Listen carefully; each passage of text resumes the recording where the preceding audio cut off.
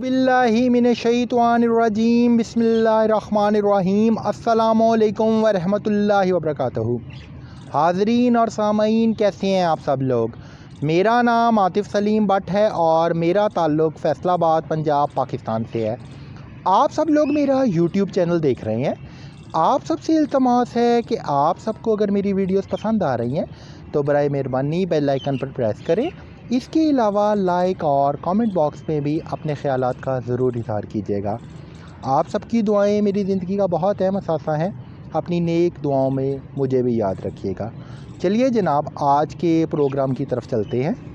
आज मुझे आप सबसे जिस बारे में बात करनी है वो ऑर्डर 39 कॉन्टेम्प्ट ऑफ कोर्ट की जो प्रोसीडिंग है उसके बारे में बात करनी है। इसके साथ अगर इसका कोलैबोरेशन करवा दिया जाए सेक्शन 94 सीपीसी के साथ तो उसके फंक्शंस के बारे में मैंने बात करनी है। तो स्टेप बाय स्टेप प्रोसीजर को हम लोग फॉलो करते हैं। जी जनाब, इस वक्त हम लोग स्टेप नंबर 1 की साइड पर गामजन है। फेस नंबर 1, स्टेप नंबर 1 में जनाब अली होता क्या है। अगर हम देखते हैं कि अदालत के हुक्म इम्तनाही की खिलाफ वर्जी हो रही है, इसके अलावा दूसरी कॉन्टेम्प्ट ऑफ कोर्ट्स चल रही हैं, यानी तौहीन अदालत हो रही है, तो उस सिलसिला में हम ऑर्डर 39 और इसके साथ हम कोलैबोरेशन करेंगे सेक्शन 94 सीपीसी का। इसके मुताबिक हम दरख्वास्त को लॉन्च करेंगे। हम या तो एक दरख्वास्त लॉन्चमेंट करेंगे या इसके साथ 2 दरख्वास्तों की लॉन्चमेंट करेंगे। कहाँ पे करेंगे? अदालत में करेंगे। उसको रीड किसके साथ किया जाएगा? उसको रीड किया जाएगा आपकी मेन एप्लीकेशन के साथ। उसमें आपकी जो 2 मेन एप्लीकेशन हैं उसके साथ किया जाएगा और उसके साथ ही आपकी इम्प्लीमेंटेशन होगी, यानी इसकी कनेक्टिविटी है उसके साथ जो है।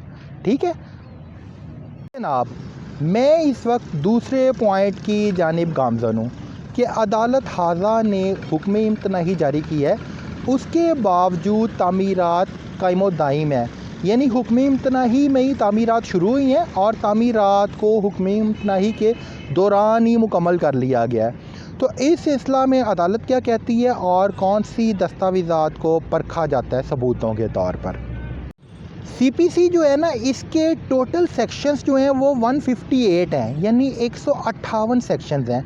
उनमें कॉमन पॉइंट क्या है? उन तमाम सेक्शन में कॉमन पॉइंट ये है कि जनाब आपने जब अदालत आना है या केस की लॉन्चमेंट करनी है ना, तो आपने दस्तावेज़ी सबूत साथ लगाना है। अगर एक पर्सन ने लगा दिया, दूसरी पार्टी डिसअपेयर्ड है, वो नहीं आ रही या आ रही है तो एविडेंस नहीं लगा रही और उसके बाद टाइम वेस्ट कर रही है, तो उसकी कौंसल को भी साथ ही पेनल्टी हिट होगी। ठीक है, ये क्राइटेरिया है। फॉर इंस्टेंस के जिस तरह मेरे साथ ये वाक़या पेश आया कि हुक्म इम्तनाही के दौरान ही इन्होंने मेरी प्रॉपर्टी पर तमीर शुरू की और 1.5 मरला पर कब्ज़ा करने की कोशिश की, जो कि तामीरात ये मुकम्मल कर चुके हैं। मैंने हुक्म इम्तनाही किस तारीख को हासिल किया था? मैंने 31 जुलाई 2024 को हासिल किया था और मैंने तमाम दस्तावेज़ात अदालत में लफ्ज़ की हैं, जिसमें अटेस्टेड कॉपीज़ हैं, 15 का ओरिजिनल रिकॉर्ड है, ईच एंड एवरीथिंग है, यानी सबूतों के साथ गया था। सेक्शन 158 सीपीसी के ऑल इंग्रेडिएंट्स को मैंने फ़ॉलो किया था।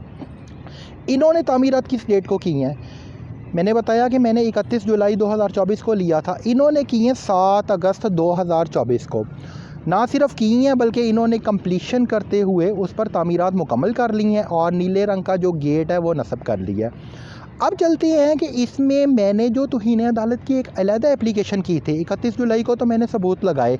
उसके अलावा जो 24 अगस्त 2024 को मैंने तौहीन अदालत की जो एप्लीकेशंस लॉन्च की थी उसमें मैंने कौन कौन से सबूत लगाए हैं।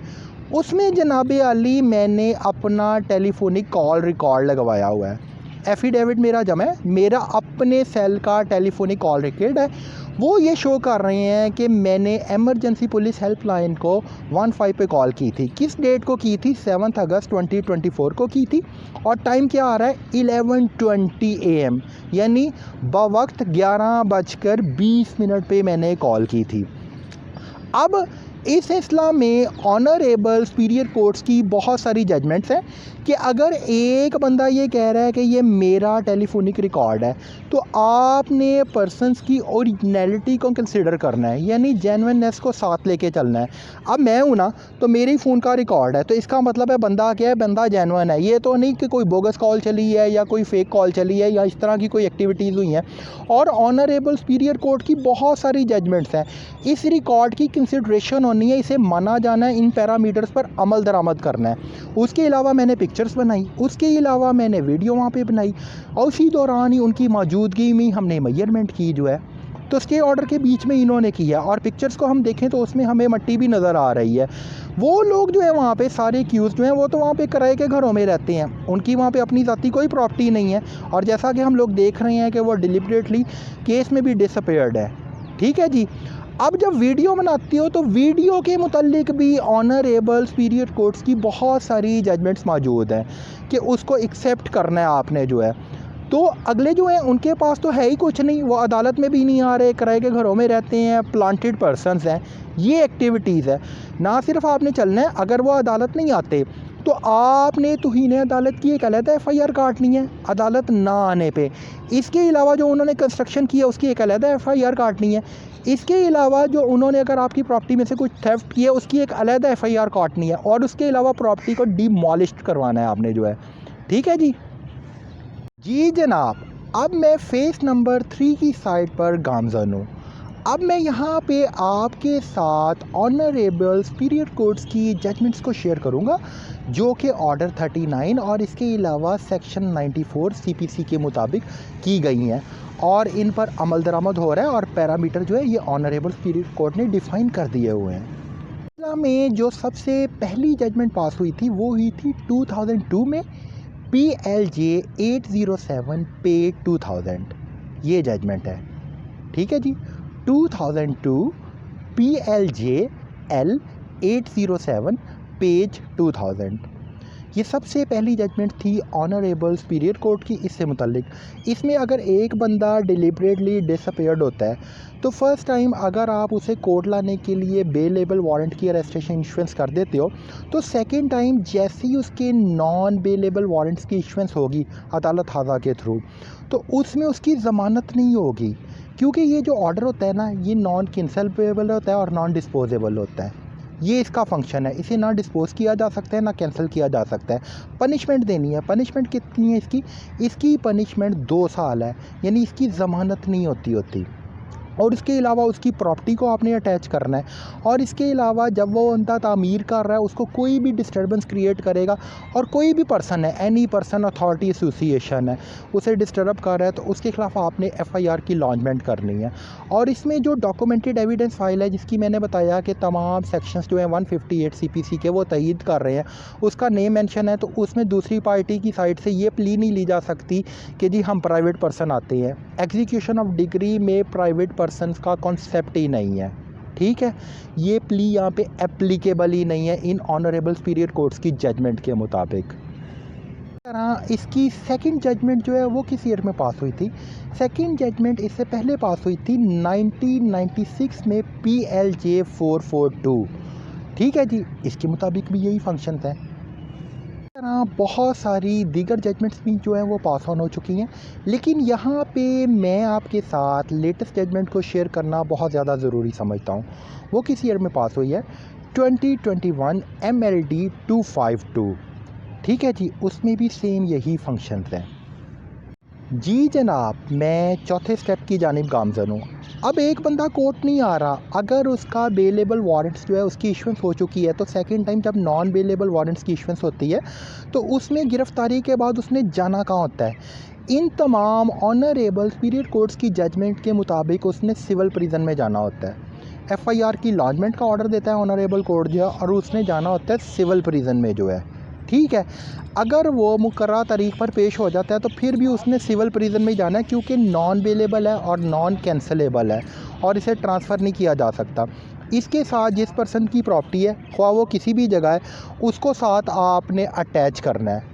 और अगर उसकी साइड से कोई कौंसल पेश हो जाती है, यानी ऐसे हो रहा है कि जी वन टाइम पेश हो गए उसके बाद डिलिबरेटली डिसअपीयर्ड है, तो उसकी कौंसल की भी लीगल वारंट ऑफ अरेस्टेशन इशुएंस होनी है, वो भी नॉन बेलेबल होने हैं। उसकी प्रॉपर्टी को भी फैसिलिटेटर के तौर पर सेलिंग में यूज़ किया जा सकता है। ये ऑनरेबल सुपीरियर कोर्ट्स की जजमेंट्स हैं।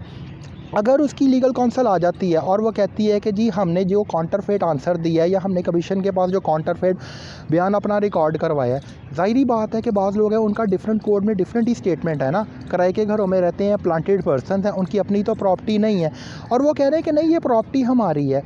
तो उस क्लेम को दुरुस्त साबित करने के लिए इजरा डिग्री का जो केस है, एग्जीक्यूशन ऑफ डिग्री का, उसमें करना क्या है, उसकी लीगल काउंसिल से कहना है कि जनाब आप इसकी और जितने बाकी दूसरे अफराद हैं ना उन तमाम लोगों की रजिस्ट्रियाँ लेके आएँ, उनकी रजिस्ट्रीज की वेरिफिकेशन करानी है, उनके इंतकाल नंबर की करानी है, उनके खेवट खतरा खसूनी और किला नंबर की करवानी है आपने। यहाँ पे जिस जगह भी डिफरेंशिएट आया तो ये बोगस रजिस्ट्रीज जो हैं ये अप्रूव्ड हो जाती हैं। इसके अलावा अगर वो आते हैं इंसिस्ट करते हैं फ़र्दर या लेमिक्स यूजेस देते हैं, तो ये बोगस रजिस्ट्रीज किसने रजिस्टर की है, ये फैसलाबाद में अर्बन 2 ब्रांच फैसलाबाद ने रजिस्टर्ड की हैं। उनके भी तमाम एहलकारों के वारंट अरेस्टेशन की इशुएंस होनी है। पटवार खाना जो है हाजी मोहम्मद अनवर और जो हसन अली है उनकी भी वारंट इशुएंस होनी है। बस ये फंक्शन होना है। वैसे भी जब नॉन बेलेबल वारंट अरेस्टेशन जो है उसकी इशुएंस हो जाती है तो उसमें जो लोग उसके हक़ में गवाही दे रहे हैं उनकी तो वेटेज ही कोई नहीं, वो किसी कोड में ज़ीरो है, ज़ीरो को ज़ीरो पे डिवाइड कर दो, ज़ीरो के साथ मल्टीप्लाई कर दो तो इक्वेशन ज़ीरो ही आती है ना, और तो कुछ आता ही नहीं है।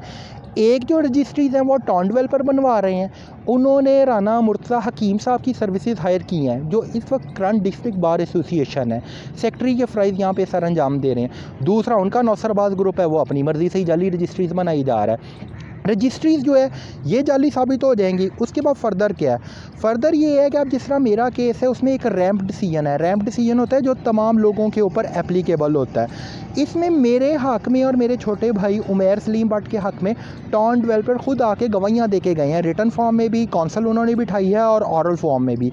इन्हें भी रजिस्ट्री साबित होने के बाद टाउन डेवलपर की गवाहियाँ चाहिए होंगी। अगर वो उस किला में ही नहीं फॉल करती जिसमें वो आता है तो उसमें उसकी वेटेज ही कोई नहीं, वेटेज उसकी क्या है, ज़ीरो। ज़ीरो को ज़ीरो पे डिवाइड कर दो, ज़ीरो से मल्टीप्लाई कर दो। किसी कोड में ये कोई काउंटरफेट स्टेटमेंट दे रहे हैं, किसी कोड में ये कोई दे रहे हैं ज़ीरो के ऊपर, किसी में कोई दे रहे हैं। किसी में वो कह रहे हैं जी नदीम ऑनर है, रिस्पोंडेंट नंबर 4, किसी में कह रहे हैं नहीं जी रिस्पोंडेंट नंबर 5 है। यही लोग एक दूसरे के गवाह बने हुए हैं। वैसे भी जो लोग गवाही दे रहे हैं जब उनके नॉन बेलेबल वारंट्स की इशुएंस हो चुकी है ना, तो उनकी लीगल काउंसिल के आने या ना आने का कोई इम्पेक्ट रह नहीं जाता लीगली, जो है जो मैंने आपको ऑनरेबल सुपीरियर कोर्ट्स की जजमेंट्स बता दी हैं। पे मूव ऑन होता हूँ मैं। अगर वो उनकी लीगल काउंसिल खुदा ना खास्ता आ जाती है, एक्टिंग ड्रामा करती है, क्लर्क एक्टिंग एंड ड्रामा करते हैं, डिले टैक्टिक्स यूज़ करते हैं, तो उनके भी नॉन बेलेबल वारंट अरेस्टेशन जारी होने हैं। क्योंकि जो ऑनरेबल सुपीरियर कोर्ट है ना, ये एक थर्ड क्लास कोर्ट तो है नहीं जिस तरह सिविल कोर्ट है।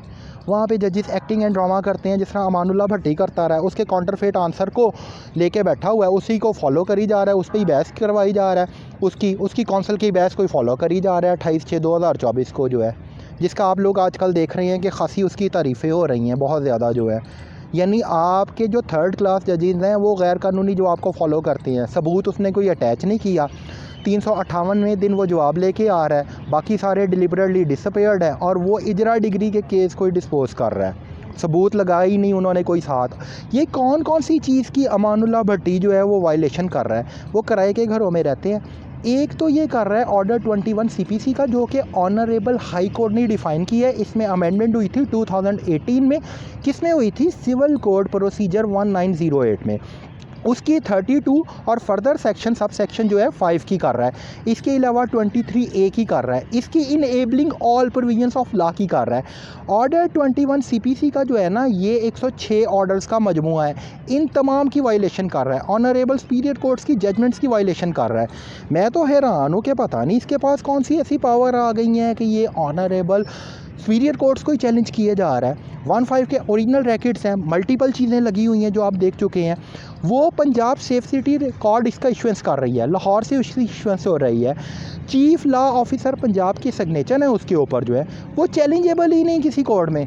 लेकिन अमानुल्लाह भट्टी जैसा थर्ड क्लास जज जो है ये उसको भी वायलेशन कर रहा है। आप अंदाज़ा कर लें कि ये हमारी सिलेक्शन पर कितना बड़ा क्वेश्चन मार्क है। इस तरह के लोग तो धब्बा है पाकिस्तान के नाम पर। और अगर ये चाइना में होता ना तो इसको तो सरेआम फांसी दी जा चुकी होती अब तक जो है अमानुल्लाह भट्टी जैसे क्रिमिनल जज को जो है। यहाँ पे ये मैक्सिमम टर्मिनेट होगा, तायात नहल होगा। ठीक है जी, अल्लाह ताला आपका और मेरा हामी और नासिर हो। अपना ख्याल रखिएगा। अल्लाह निगहबान।